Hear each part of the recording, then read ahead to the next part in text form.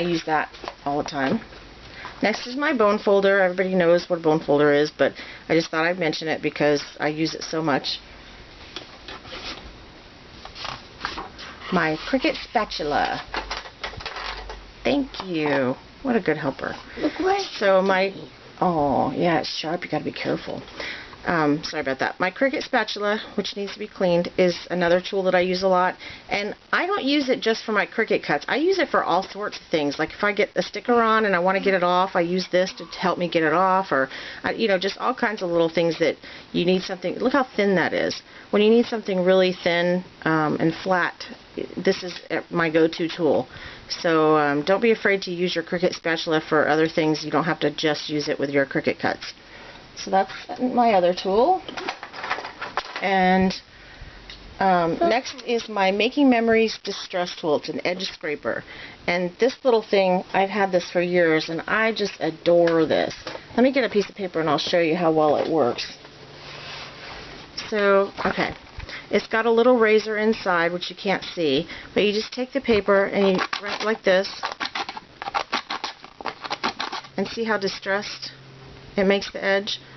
And it doesn't work real well on this glitter paper, but on regular paper it works really, really well. I mean, it distresses it, but it looks better when it's on a regular piece of cardstock. No thanks, baby. That's too thin. But thank you. So anyway, if you want to distress the edges of your paper, this thing is awesome, and it's not expensive at all, so I recommend that. And next is my little X-Acto razor knife, whatever. It's from Fiskars, and this is not the kind that swivels. This is the regular kind that's straight. You just put it on your finger like this, and I love this. I used to have a Cutter Bee razor knife, and it broke within the first couple of weeks that I had it, and I was really disappointed in that. Even before it broke, I was disappointed in it. So I tried a couple of others, and then I finally tried this one. I didn't think I would like it because I didn't think I'd like anything being hooked around my finger, but I love this. It's like second nature. It's like writing with a pencil, so it makes it really easy. So I really do recommend trying one of these if you haven't tried it before. And they're not expensive either. I think they're $5 or $6. So the next thing that I use a lot is my Martha Stewart scoring board. And you've probably all seen this or you have it. And see how close the lines are together. This is why I prefer this one over the other one, the Score Pal or whatever that one's called. And it also has this little thing on the bottom that helps you. It has measurements for cards and stuff. And it just slides right here into the bottom. And then up here, it has a little thing. You open it up, and it holds the little tool that came with it. This little thing that came with it, though, I don't like this because it's too flimsy, and when you go to score, sometimes it'll just bend and go into the next line. So what I do is use my regular bone folder because it's thicker and see it doesn't bend. I use this with it. So if you've tried the little tool that comes with it and you don't like it, try your regular bone folder or even a stylus. I've used my stylus a couple of times and that works well too. So, the next thing, we're getting close to the end here. The next thing that I use a lot is this little Quick Cut Quick Stick, and it's called the Poker Pickerupper. And it's really great. It's got like this sticky stuff on the end down here, and when you have little tiny pieces of paper, when you're doing Cricut cuts and you've got eyeballs or you've got little hands or feet or whatever, you just pick it up like that. You just touch it and it picks it up and it holds it until you're ready to put it down, and I can put adhesive on it and then stick it down like this, so it's really great. And then on this end it has a little scraper. See, I don't know if you can see that very well. See how thin that is? It's got a little scraper, and that comes in handy too. So I recommend this little tool. There's another brand that you can get as well, and I can't think of the name of it offhand, but this is the one that I got, and it's made by Quick Cuts. So I probably should have shown this first because I think I use this probably as much as my ATG gun. I think I use these on everything. My distress inks, these are the two that I use the most, Antique Linen and Walnut Stain. And these, as you know, are made by Ranger and Tim Holtz.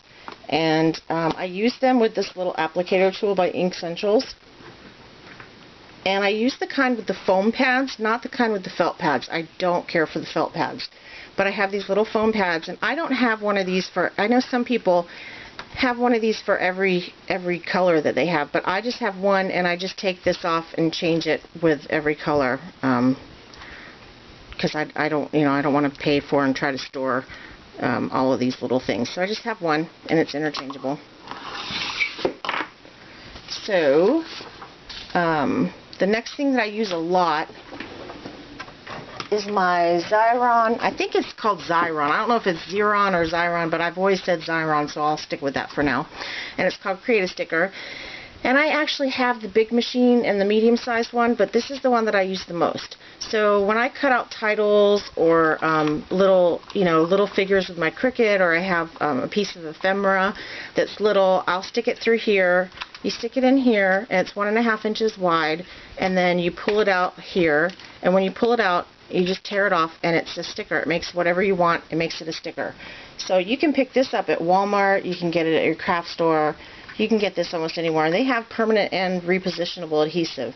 And I use it with the permanent. So I love this little thing. Thank you, sweetie. And this is the next thing that I use a lot. This is the Tonic Duo Corner Ticket Punch.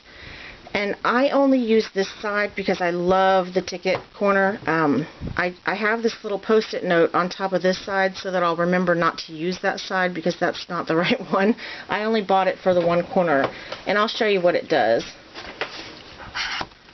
So this side, the side that I like, makes a ticket, a little ticket punch like that. The side that I don't use just cuts off the end like that, and I don't really care for that, so I use this end a lot. But it does both, as you can see. So if you like this, I picked this up on eBay, but you can buy it anywhere online. I've never seen it in a regular craft store like Michael's or Joann's though, but it's made by Tonic Studios, and I swear I use this on every layout or every card that I make. I absolutely love that little ticket punch. So one of the other adhesives that I like is this Tombow Mono Multi Glue, and I use this on almost everything that I don't use those other adhesives on. It's just great. It's got this really precise edge, like see how pointy it is, and I love how it comes out. So it comes out really tiny, so you can get it on little titles if you need to. And then it's also got this other edge down here that's bigger.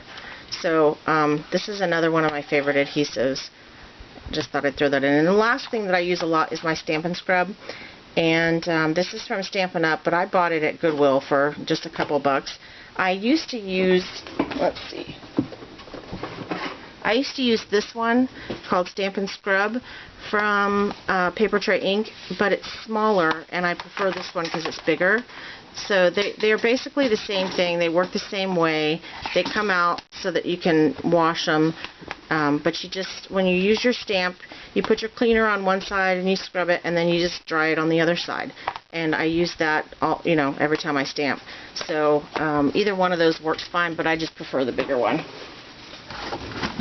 So other than things like my Cricut and my Cuttlebug and my Gypsy, those are my favorite and most used scrapbooking tools, and I use them all the time, and they're just my favorites.